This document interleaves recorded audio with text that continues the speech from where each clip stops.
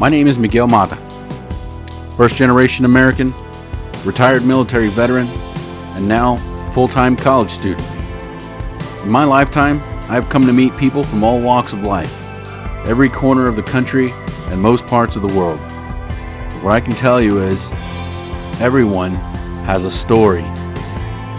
On this channel, I plan to share those stories with you and prove that despite the differences that make each of us who we are as individuals, fundamentally, we are all the same. I believe that by telling these stories, I'll actually reveal we are all connected by the common thread of overcoming adversity, caring for our loved ones, and helping our communities. And that by doing this, I can shed some light on what many of us believe to be a very dark world. And now, to shed more light. This Way Out. How's it going? Welcome back to This Way Out.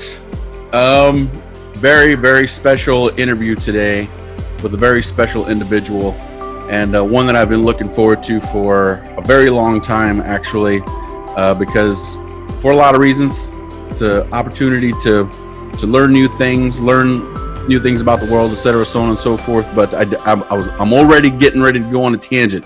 Before I do so, let me allow my guest to introduce herself. If you wouldn't mind, please introduce yourself. Hi, my name is Janessa Leatherwood. I used to work with Miguel. I was stationed at Grand Forks with him back in, for I don't know how many years we were together. It was a long time ago. Yeah. In the early 2000s. Yeah.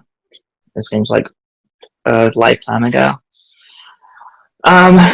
I am a male-female transgender. Back when you knew me, my name was Josh, which is the person or the name you remember me being under. But now I'm going through my transition. The VA's doing the procedure or the process, and yeah. Well, Janessa, thank you very much for being on my little project, my little show here. Thank you very much. I really have been looking forward to sitting down with you and talking to you. And now that I have this project going on, I especially wanted to have this discussion because, one, especially, it's an opportunity for me to learn. I'm always open to learning new things, learning about, I think I explained a little bit in our conversation yesterday in our little pre-interview that we have. I'm always open to learning new things and expanding my bubble, right? Because I know we all live in these bubbles, right? And I'm always looking for opportunities to kind of grow the world that I live in. And when I learned that you were, would I call it transitioning or is it transitioned? Transitioning. It's a process, right? It's still in process, right? Well, when I learned that you were transitioning, I was curious because there's so much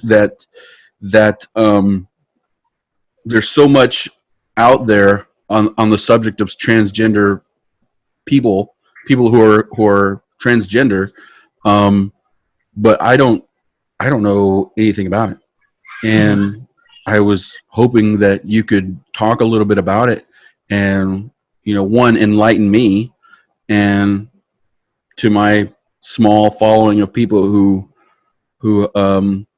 watch my show, you can enlighten them, and then maybe possibly talk a little bit about your challenges and maybe give somebody out there who could hear this in the future some hope and act as a little bit of an advocate for this subject matter, for this very thing. So thank you again.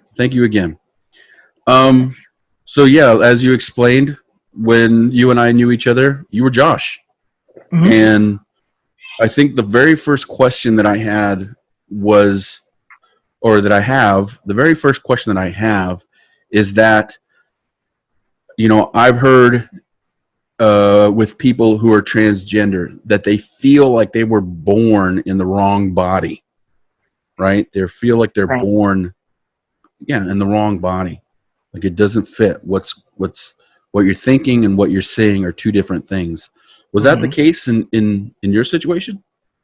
It was. Around the time I was like 5 or 6, I would, play games by myself, and I would always imagine myself as being in a female role. I never felt comfortable if, like, I played house with friends or my sister or whatever. I never really felt comfortable playing like the brother role or the dad role. Like, I didn't feel like I knew how to handle that role. And I had a baby doll that was like my favorite toy, and like I never felt like a male uh, caretaker to it. It was always more of a maternal caretaker to it. Right. I mean, I never really expressed that because I'm from Louisiana. That's not something you can really tell people. But just me myself, I was always way more nurturing with it. Like I learned how to swaddle, and I was always more concerned with making sure the baby was properly held and making sure the baby was properly swaddled up, making sure, I knew how to change a diaper, like making sure to do all the important stuff. And I mean, I had my boy toys too. Like I like He-Man, Ghostbusters, Ninja Turtles, stuff like that. But I'd always still gravitate back to baby dolls, Barbies. My sister had Barbies, and I played with them all the time. Like Jim, I love Jim. Jim was always fun. And I mean, You said that was when you were about 5 or 6. Are Mhm. you? That's when you? But are those your first memories of like having thoughts about female versus male roles, like being? Yes. Yeah. And this was, I mean, that was, mid to late 80s, early 90s, around that time frame. And so that's not something that, the whole the gender spectrum, any of that stuff, none of that stuff was like really discussed or Right. even really heard of, more or less, not the way that it is today. But you were So, having conscious thoughts about it, like yeah. there's something going on here. You felt different. Hmm. Did it feel? I was going to say wrong, but did it feel wrong, or like what was that? What was that like? Yeah, I mean, it did not feel like I should be in that body. Like it just it didn't feel like the outside match. Like in my head, I knew what I should be seeing. I knew I should be wearing more feminine clothes. Like I'd see my sister in dresses, and I would think about that. Like, oh, what would that be pretty to wear?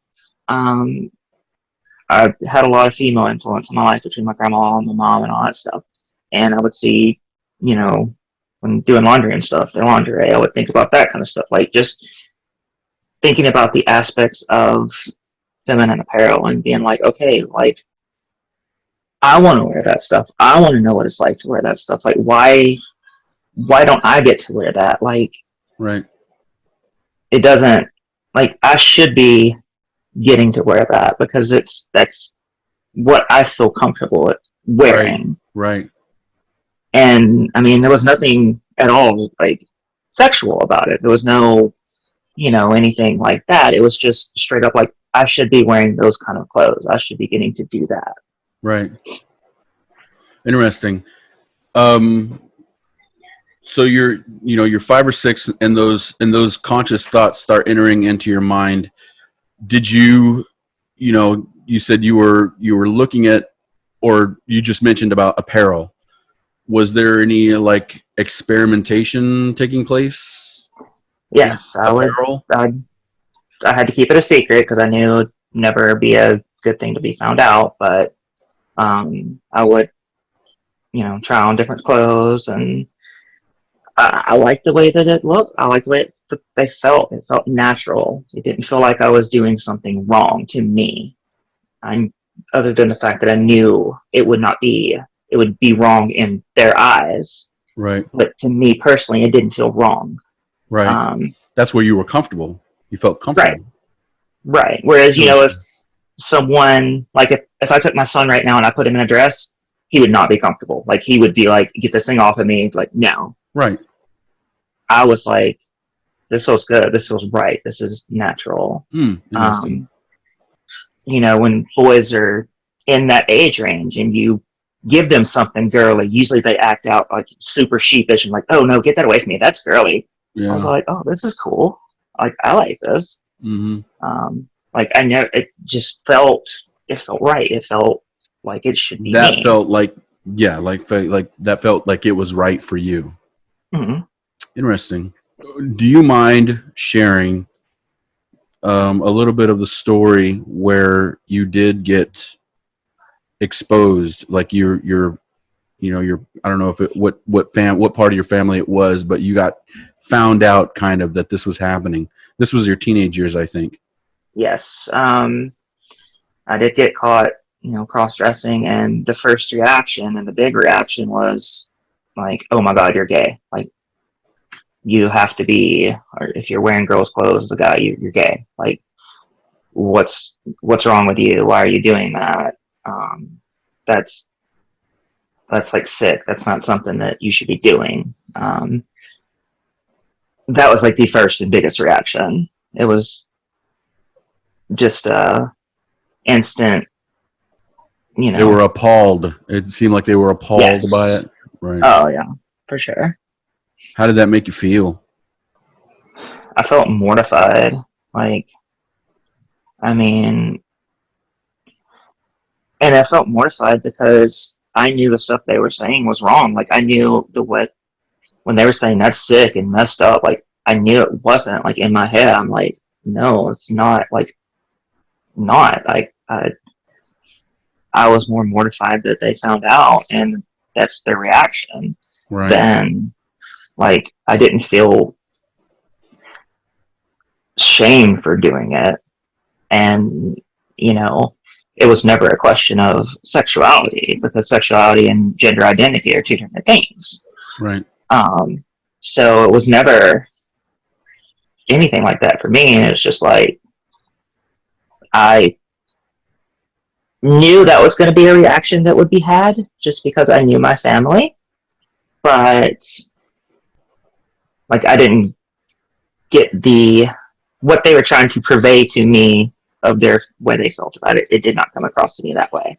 It was So more like a so just not. at the risk of, I don't want to open any doors to do any bashing, but just throwing the question out there. You're from Louisiana. I imagine you come from a strict conservative background. These um are they very religious people? Yes, very Southern So Baptist. traditional, yeah. So it's not exactly very understanding of that, I would imagine, which is No. probably what motivated a lot of their reaction. I would imagine. Oh yeah, for sure. Yeah. Um. So you get quote unquote found out that this is happening. What was your relationship like? Did you kind of just bottle it up and I because mean, these are your teenage years, so you still got to continue to live with your family. How did you manage that? just was more careful and go on because what are you gonna do? Like, Right. it's not gonna be okay.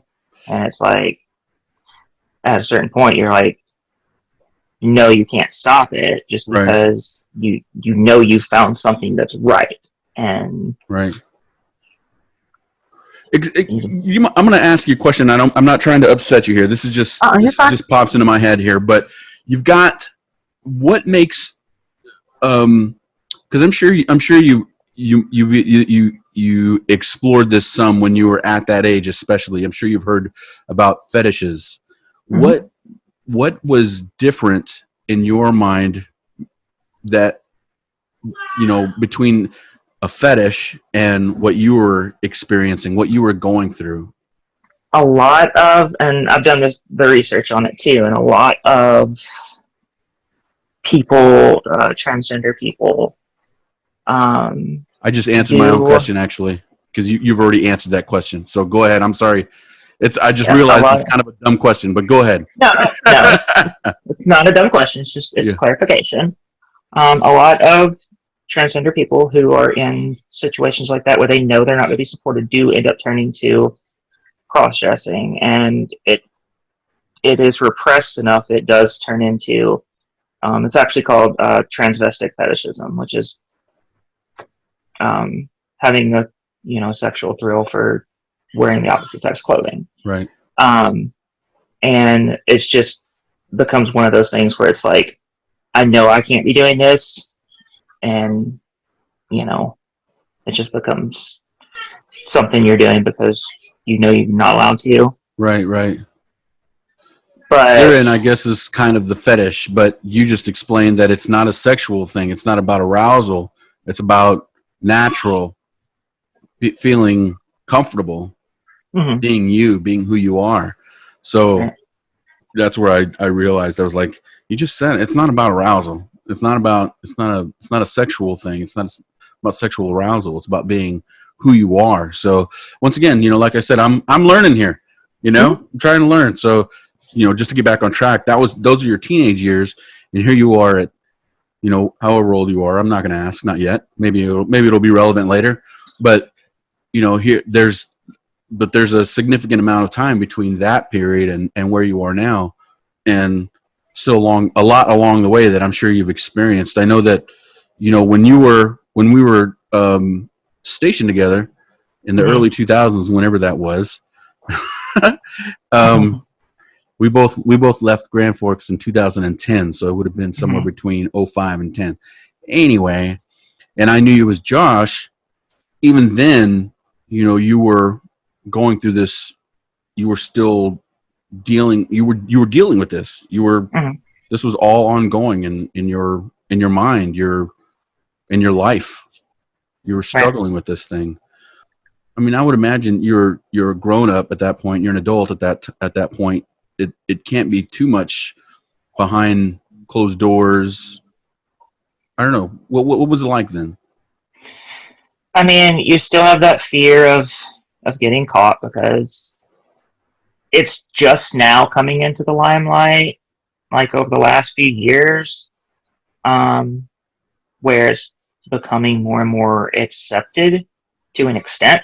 I mean, there's still a long way to go, but even back then, that's just not something that people saw and experienced, and um, plus the attitude of the military back then too was hugely different than what it is today. So there's that fear of, okay, if I get found out I'm wearing women's clothes, are they going to assume homosexuality, and then you get the boot for don't ask, don't tell? Like, Mm, there's that fear. And then, of right. course, what's going to happen if you get found out, and then it gets back to the family. Like, there's still that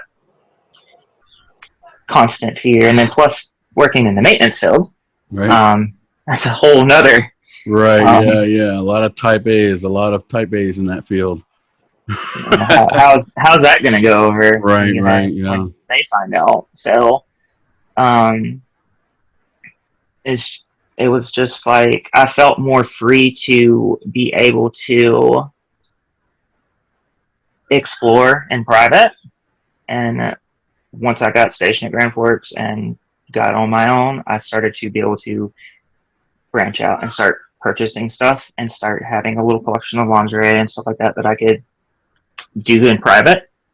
But it was still very much a locked away, repressed thing. Like, even then, the thought of transitioning never crossed my mind as something I would ever be able to do. Um, because like I just never had that support. Like, I knew I Right. never had any kind of backbone to help me be able to push forward through Right. any trials and tribulations I was going to be facing with it. So Right. um, it always existed in the back of my head, but it was never to the point of in the realm of possibility. Right. Well, I mean, it's back then, especially, it wasn't real common. It wasn't really talked about. So I would Right. imagine at that time, at least for you, it wouldn't even been an option because it wasn't known to be an option. Hmm. Interesting. Now, you mentioned that you have a 12-year-old. You have kids. You've been married before. Hmm. Had the played the role of dad. Had kids. Hmm. What was it? How was that? How'd you manage that?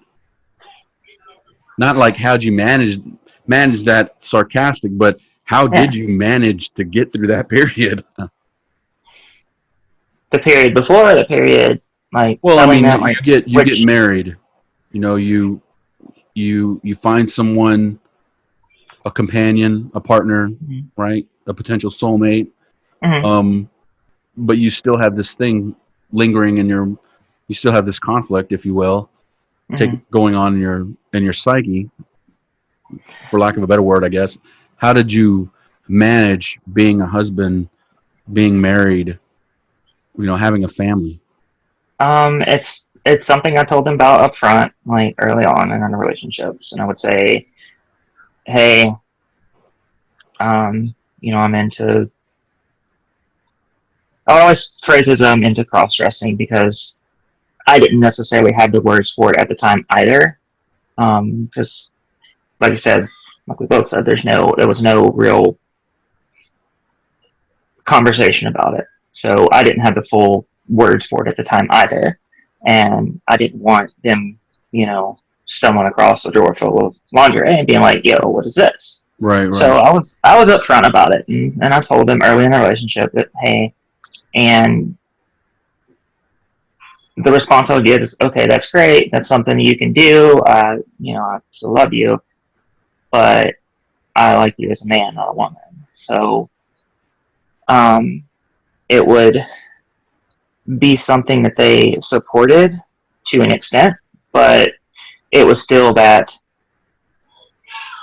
you can do it, just go do it up there. Never let's do this together. I mean, never like a let's see how this can go. It was always just a, let's keep this totally private and right, right.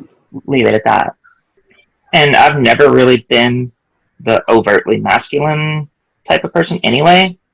So, I mean, I always kind of fell into the more feminine role of the relationship and all the relationships I've been Right. in, as far as just, I've always been the cook, even though the people I have been with can cook, most of them really good. But I'm always been the cook. Like, I'm always in the kitchen. I take care of the house And every these are like, just so that just for clarification, like those are traditional traditional roles that would have been considered in along back then, especially, would have been considered female roles. Now Right. maybe not so much. It's Yeah. I understood mean, that it's it's probably more understood that anybody could do either role, mm-hmm. whatever, all that stuff. But back then, especially, those, what you're talking about, would have been considered more feminine roles. This is an all sensitive show, you know what I mean? No offense. No offense. Right, right, right. But either way, those were, you were more passive. You were just passive, and Yes. you were more open to be a kind of a caretaker, if you Yeah. will, which would have been traditionally feminine role versus the quote unquote breadwinner, masculine, like you said, the type Mm-hmm. A. I don't know. Yeah. For lack of better. Right, I mean, just to define the traditional masculine feminine roles of a relationship. Yeah, right, I've right, always been the traditional feminine role of the relationship in right. any aspect. And you've been married more than once. Yes. Was it the lifestyle or the this what you were going through as someone who was dealing with this transgender I don't know how else to explain it other than conflict, because there must have been a conflict in your own mind. You know what I mean? Some sort of conflict in your own mind. But was that, I'm not trying to reopen any wounds here. Was that a part of? Was that the reason behind your separations, or a little more to it? Was that a contributing Uh, factor? I don't think so. I mean, it could have been underlying without realizing it at the time. I mean, if I look back on it in hindsight, I Yeah. might be able to find it, but just So they were supportive, generally speaking. They were supportive of this. to an extent. Okay. Okay. They didn't completely shut me down to it Right. like I had been before, but it was always keep it to yourself more or less, and Okay. a limit too. Like I did get told a few times, like you're doing that too much. Like you don't need to do that so much. Like they almost got afraid that I was going too far Right. into. So Well, let me try to. I'm going to try to lighten this up a little bit, get into a little bit happier, a little bit lighter. You have kids. How many mhm. kids do you have? We have four together total. I have three, and then my wife has one. So you have a young boy. How old is he? He's gonna be 9 on the 21st. And then the other two that you have, they All three are girls. All three girls are 12. They're 7 months apart total. Um, Emily's going to be 13 in August, and then Aiden, which is Maddie's daughter, is going to be 13 in January, and then Haley will be 13 in March. So they're spread out, but all the same age. how do they? Yeah, especially that age, 12, 13. Mercy, mercy. How are they handling? How do they deal with this? Are they? Is it a point of contention, or are they accepting? Are they understanding? They are extremely understanding. They are to the point of like the girls will fight somebody if they got something to say. Like they don't put up with nothing. Like they'll look around while we're out, and if they see somebody giving me a side glance, they'll be like tapping me and say, "Hey, that person looks you like that again. We about to fight." Like they don't even play. Um, Zach is more. He's chill. He don't really care. He's just like whatever. Like he'll go over into people's house and he'll be like, "Oh yeah, my dad. She's transgender," and I mean he has no qualms. It's just like totally like whatever. Yep, my dad, she's transgender, and Yeah, it's just normal rolls to with him. it. Yeah, it's Yeah, just he's happy that I'm happy, and it doesn't. He he gives me my shots every week because right, if he's paying attention that I'm doing it, right. he will run in there and demand to give me my shot. Like he likes to be a part of it. Yeah, I mean they're But your kids are happy. They mhm. seem to be doing well. I mean, um, A&B students. Yeah, yeah, super smart, yeah, super. yeah. There you go. Good job. Um, just curious. To your knowledge, they don't get a hard time at school about or anything like that, do they? I No. mean, they've never mentioned it. Right. Um, they've never said any. I mean, all the kids that come around here in the neighborhood, none of them have an issue with it Right.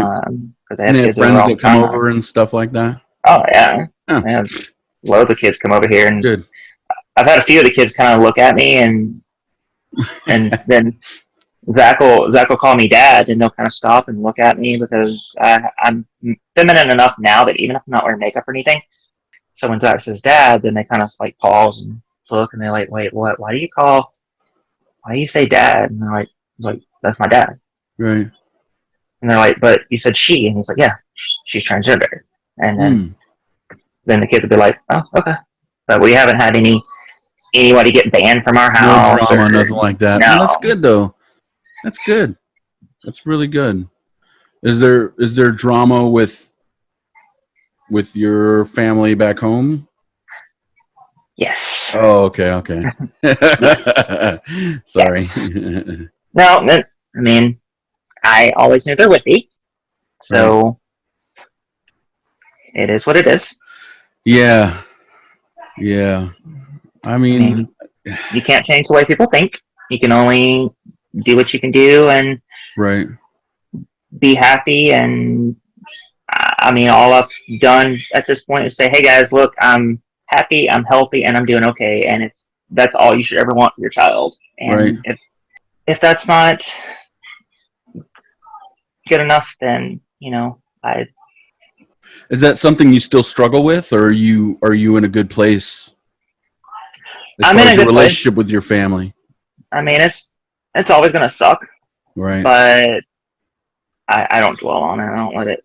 Right. Okay. I mean, there's no point, and I would miss out on too much of life if I sit there and just dwell on it. Right. Very But, true. Very true. I don't want to um, necessarily get into the drama per se, but I can yeah, only imagine that it's been rough. I can yeah, kind we've of heard. I can kind of read it on your face just by bringing it up. So we won't. We I don't think it's necessary to kind of dive into it. For the purposes of this show. Maybe somebody who watches this later and they want to get all up in your business, they can. But well, if you let them. But If but somebody needs help and support and wants to talk through stuff, I'm more than happy to go through anything with right. them. But yeah, I'd rather not, you know, put everybody on blast on this because Right, that's right. Yeah. not good. Obviously. I'd like to, if I could, your current relationship, because you're married right now. Right. I'd like to talk about that a little bit. How did you meet? We met online in 2016, and I was still I wasn't transitioning at that point, but I had actually started honestly thinking about it right before I met her. Um, I like I told you last night, I had started a antidepressant and just happened to win the lottery on that one because it had a 1 in 1,000 chance of causing breast development in males. And it did, and I don't know if that started like throwing off hormones, hormonal imbalance too. Just having that extra, like they did check my testosterone. They said, "Oh, you're fine," and that's not really a thing. That can't happen. But then I like pulled up the study and said, "Okay, well here it is," and they're like, "Yeah, because that's not what you got." I'm like, "Okay, cool, whatever. You're wrong, but cool." Um, and that started to like kind of change the way I was thinking, and like I did begin to finally think like I think I want to transition. I think that's something I want to do. And I was at the tail end of a relationship at that point. And like at one point she like flat out asked me like, hey, do you think you want to transition? And I said, I really do think I want to. And she was like, okay, that's cool, but um, I'll support you with it, but I don't want to be with you. And I was like, oh, well, cool. Thanks for the support. Um, But then that was also around the time I created a character on World of Warcraft. And I'd always avoided creating female characters just because I didn't want anybody to draw too many parallels and start, saying, because like I said, they always said, okay, you need to slow down, you're doing too much. So I Mm-hmm. always feared that if I did too much, they would get upset. So I finally decided, okay, you know what? I want to make a female character and just kind of live vicariously through World of Warcraft, In the gaming world. Right. Just kind of, be able to have that outlet to kind of express myself. And one of my friends actually helped me name my character, where she asked me, she's like, "What's your favorite girl's name?" And I said Vanessa, and she's like, "Okay." And I was like, "But I want something to be a part of my name too." And she came up with Janessa, and I was like, "Oh, that's a really pretty name. I've never heard of that. Cool, whatever." And I created my character, and as I started playing my character, like it felt like instant. Like Harry Potter getting his wand and like the everything going perfect, like that. I knew like as soon as I started, like, yeah, that's me. So then fast forward a few months, I met Maddie, and we hit it off like right away. But she lived in Florida, I lived in Louisiana, so it was long distance. But we just hit it off as best friends like instantly. And I told her everything about me, and she was totally cool. Whatever, you are who you are. I love you for exactly who you are. I don't care. I almost actually moved down here to Florida at the fall of 2016, but just do some. I got asked to stay, um, so I stayed around. I spent a few months living at my grandparents' house, and I used that opportunity because they lived an hour away from where I worked. I actually used that opportunity to start working on doing my makeup and stuff because I would park my car in a parking lot at night, do my makeup, and then drive home because I knew it was like 10, 11, 12 o'clock at night. They were going to be asleep. I would have no obstacles. Like I could, be able to feel good about myself. Um, You would do your makeup before you started your commute, and yeah. then when you would get home, you would leave it on because it was late. Well, I would take it off usually just in case like somebody was up, but Oh, okay. just I knew I wouldn't have to like worry about it. Like sometimes I would go in with it, like if I could tell the house was dark and everybody was asleep, then it wouldn't matter.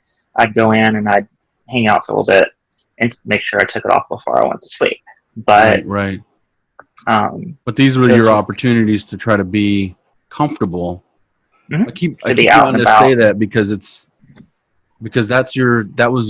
was who you are, Mm-hmm. and I can't imagine what that must feel like to have to just to. And I know there's so many people who have to do this, especially within the LGBT community, who just have to duck and and function in the shadows in order to be themselves, you Mm-hmm. know. And that's what you're doing. That's exactly what you're explaining right now. You had an hour commute. You had an hour to be yourself, and so you took advantage of an hour in the dark, Mm-hmm. so you wouldn't be seen being yourself. Man, I'm sorry about that, but I said we're going to keep it light. So here we go. Please continue your story. I mean you that's met light. you met you met Maddie, and Yep. but you couldn't move to where she was at in Florida right away because you Right. were asked to stick around. Um, I stuck around for another year, and then ended up in a situation where I was needing to move again, and actually got the blessing to move down here. Like everyone agreed that it was probably going to be a good idea. Like I could start over. I could have more opportunities. I was working. I was doing delivery, like food delivery, at one of the. It was on the go delivery. But it was like it's like Grubhub or whatever. Where you're putting. I was doing 300 plus miles a day on my car, just between driving back and forth to their house, plus all the deliveries I was doing. Um, and I mean, pay's not super great, but it's what you got to do to survive. I tried selling cars for a little bit, which I sucked at because I don't know anything about cars, but I couldn't find any other job that was different. Like I just could not get anything going. And I'd waited tables. I'd done, I was a valet for a while. Like I tried to find other jobs, but just could never find anything. And so I was like, okay, well, maybe a change of pace would help. So I came down here, and that was in October of 2017. I finally came down here and got a job right away. Loved it. Was working at Target selling phones. It's a great job. I wasn't working full time right away, so I would have days to myself while Maddie was at work. So I'd do my makeup and dress up and stuff and hang out. And Maddie didn't care. Maddie's like, whatever, like you do you, be happy. and I'd go meet her for lunch and stuff, and I'd always take everything off because, you know, I wasn't going to go be seen. But there was just like this one day that like I did everything, and it was just I really felt this urge to like I wanted to go out really bad. So I texted her and I was like, "Hey, so I have a question, and you can totally say no, and it won't hurt my feelings at all, I promise. But I have a question." She's like, "Okay, what?" I was like, "So do you mind if maybe like I come and see you for lunch with everything on? Like, I won't get out of the car. I won't put myself in a situation to get seen. Like, we can hang out in the parking lot and just eat lunch. You can drive through the drive-through, and I'll sit in the passenger seat, and you know." But I really would like to come out. She's like, "Sure, go ahead." And oh my god, it was so exhilarating just to go out, and it was like the greatest feeling ever.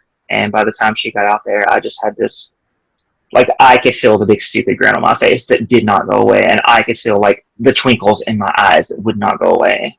And just, it was the most empowering feeling ever. Like, I can't even really fully put good words to it. Like, I cannot give it justice of the way it felt just to be out and to be me out in the world. So, $1 million question. How old were you?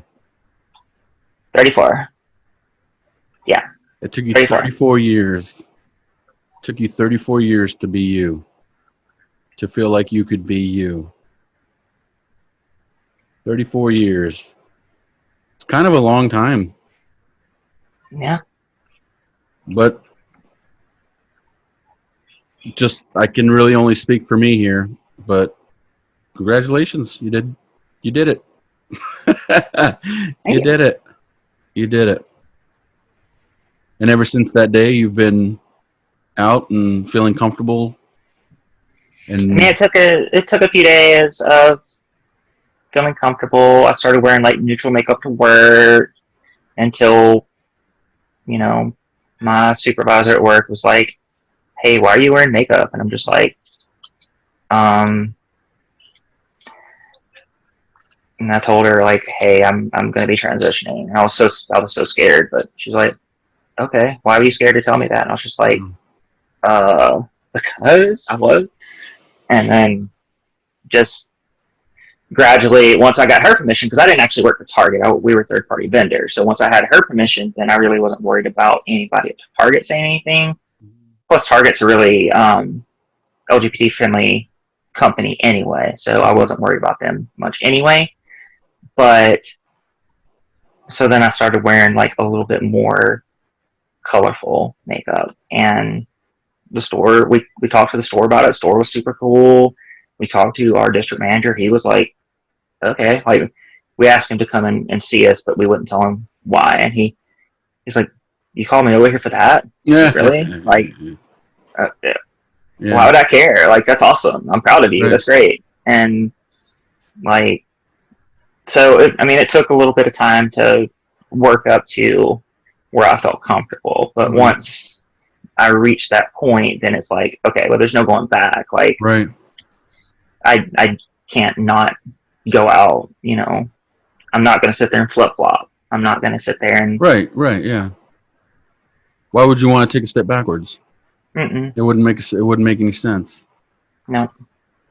How far, if you don't mind me asking, how far into this transition are you expecting to go? I mean, because I mean, you could go full, like, change. You could go all the way surgically, make surgical changes, surgical alterations, or whatever you would call it, modification. I don't know, but you could go under the knife and make this thing permanent in one way, or you could go up to a point. How far is far enough? I guess that's the question.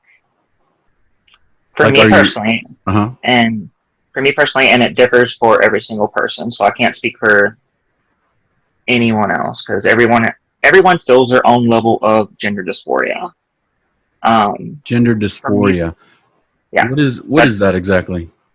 that's the feeling you get when you look in the mirror and feel like you're a different you're a different gender, like you're in the Hmm. wrong body. Okay. Um, they don't even really call it gender dysphoria anymore. Now it's called gender identity, and the DSM-5 they actually don't consider it a mental health disorder anymore either, which is something a lot of people get hung up on and say, "Oh, you're crazy. It's a mental health disorder." It's not anymore. It's just a medical condition. They took away that mental health classification for it. Um, but everyone feels a certain level of gender dysphoria in the trans community. So some people feel the urge to go all the way and to feel comfortable. Me personally, I'm satisfied with where I am. I'm taking the hormones, which, I mean, once you start hormones, the changes that happen to your body are pretty well permanent. I could stop my hormones right now, and most of the stuff would not come back. Um, so I Like you're would taking never. injections and hormone treatments. I guess that's what it is. Hormone treatments. I'm And taking testosterone blockers, and I'm taking progesterone orally, and then I'm taking estrogen by shot. okay. And you've seen. You've. I guess this is to what, take on more of a female figure. Mm-hmm. The hormones will give you, it softens up your skin because females have softer skin. It reduces the body hair you have because males have a lot more body hair. It will reduce your facial hair growth. It doesn't get rid of facial hair. You have to do laser reduction surgery for that, but it limits the growth considerably. It does fat redistribution, muscle redistribution into a more feminine form. And that's another thing that where everybody's getting up in air about this whole, transgender people in athletics. After about a year of being on hormones, their body is pretty much set to the same way of the gender that they're going for. So Hmm. if I went out and perform right now, my body makeup would be of that like a female. Like Right. the fat is redistributed. My hips, that's so there's no. I But mean, you if you also let mentioned somebody, muscle redistribution or something like that. yes, I've lost a lot of strength, just natural strength that I had before. Um, I can physically feel a difference in how I carry things. Like I can Hmm. feel that difference, and not to say that women are weaker than men, but biologically, women do not have as much muscle The upper strength than body men. strength. The upper body Right. strength. That's really the big one right there. Upper body strength. And Hmm. all that's gone. Like I can tell a massive difference in Right. my upper body strength compared to what it was before I started. Right. Um, um, the hormones are just to basically recode your body into the other gender so that you Right. get that presentation. And what you see in the mirror will fit what you see Mm-hmm. in your mind. If that, I guess, if that is that, did I say that right? Mm-hmm. What Like you think in what you see in your mind and what you see in the mirror will match. right. I mean, like I could take all my makeup out and I go look in the mirror, and I see a woman. I don't see Yeah. a man. And you've known me long enough, you can look at a picture of back then and a picture of now, and it looks like two different people. I mean, there's some similarities that's never going to go away, but Right. facial structures changed. I was just thinking that too. I was just thinking that. I remember you when we were in active duty together, and today you look very, very different. I think you Mm-hmm. look very different. I mean, you resemble who you were then. You resemble who you were then, but who you are now could be the sister of who you were then. If you were to put pictures side by side. Mm-hmm. So I don't know if that makes sense. I keep saying that, but it's because I'm so unfamiliar with this terrain. You know what I'm saying? I'll, So I'll send you a picture from 2010 and yeah, a current picture, and you can put them side by side, and yeah, you'll yeah, see like vast difference. yeah. Um, but as far as surgery and stuff goes, I don't feel like I need to do the gender realignment surgery because thankfully, I don't have any dysphoria for that region of my body. Like, I'm comfortable with it as it stands. And B, the massive amount of medical upkeep that goes with it is just so large that I don't feel like it is necessary for me. Right. Like, I'm comfortable, so I don't feel a reason to do it. Right. So the only thing that I would actually want to do is the orectomy. If I said that right, basically it's getting your testicles removed. And the only reason I even want to take that step is because Louisiana requires that to change your birth certificate. And of course, since I was born in Louisiana, my birth certificate will always live with Louisiana. Now in Florida, I can get my license and name changed just because I'm in transition. I don't need any surgeries. But to take that extra step, and that's something conservative states do to make it difficult, I have to have some form of surgery in order to, because, you know, the changes to my body aren't enough to warrant getting my birth certificate. And you're okay with that? I mean, at this point, they're not functional anyway. Oh. To be quite honest, I mean, I'm on the testosterone blocker, so they aren't doing anything functional other than just they're there. Right. So medically, you know, they're not biologically, they're not functioning. Understood. Do you mind if I ask? This is kind of going kind of long, so this might be a two-parter, but that's okay. I mean, I'm learning here. If you don't mind, I'm asking a lot of questions. One kind of, well, not kind of, a big piece of controversy within the general public are public restrooms. How do you handle public restrooms? When I'm by myself, I try to go into the family bathrooms if there's one available, just because I don't want the potential, you know, risk of anything going on. Right. Like around here locally, I feel comfortable. Enough people, like, I don't live in a huge city, I don't live in a small city, but it's enough people around here have seen me to know that I exist, and it's not as scary to go into a bathroom here. Like, I just go do my business and leave because that's all I'm going to do. I don't care to go do any of the stuff they think you're going to go do in the bathroom. Right. Use the bathroom. Now, if we are out and about and Maddie's with me, she will go to the bathroom with me. It doesn't matter whether she's got to go or not. Like, if she sees me even looking towards the bathroom, she's like, "You got to go? Okay, let's go." And she'll get up and she will go in there, make sure the empty stall, and then say, "Okay, let's go." And then I'll go in there and go to the bathroom. And if anybody were to say something, then she would shut that down right away. But I mean, it's scary. Like, it's frustrating and it's scary to think that just something as simple as going to the bathroom can turn into this ordeal. And, like, I'm not trying to do anything. Go to the bathroom. Simple biological function that we all have to do. But because some people are so melodramatic about things, like, they have to make it this big ordeal. And I didn't get a chance to tell you this the other day, but we were in the mall in Pensacola a couple weeks ago. I had a doctor appointment at the VA, and we stopped by the mall, and their family bathroom was locked because of COVID.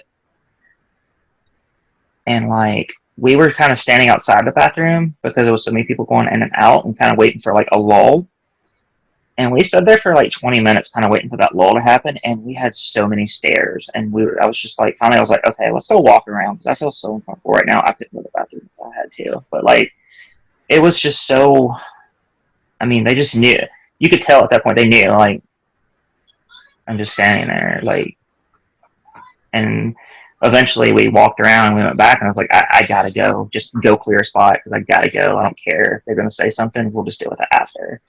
It's whatever. And thankfully it was not an issue, but I mean, that's just the kind of day-to-day kind of thing that you deal with. Yeah.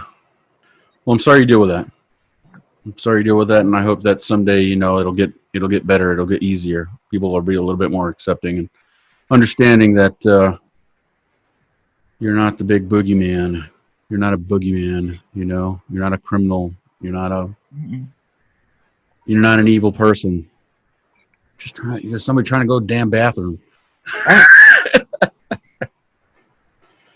Let me ask you this: Mm-hmm. life before transition, you felt one way. Life now, how do you feel? I feel like a completely different person. Like I feel like I'm happier than I've ever been. Emotionally, psychologically, I'm happier than I've ever been. I feel comfortable with myself. I have self confidence, something I never had before, ever. Like I hated looking in the mirror. I hated taking pictures. I hated um, just. I did not like that outside appearance at all. Like, could not stand it. And you're friends with me on Facebook. I post pictures all the time because I feel comfortable and I'm happy with the way Mm-hmm. that I look. My self confidence is higher than it's ever been in my entire life. Um, I feel just a lot more positive about my body and my everything. How about So the it's like, future? How do you feel about the future? Feel positive about the future? mm-hmm. Good, Like good. I have that worry of what's going to happen with the government, what's going to happen with all that, with all the stuff they're trying to do to devalue trans people. The bills they've been trying to pass, and thankfully, the Supreme Court struck one down, but there's still so many that they're trying to do. But personally, like, what's your personal outlook for the future? You feel good? Mm-hmm. Good, good. That's good. Well, I'm happy for you then. I'm happy Thank for you. you then.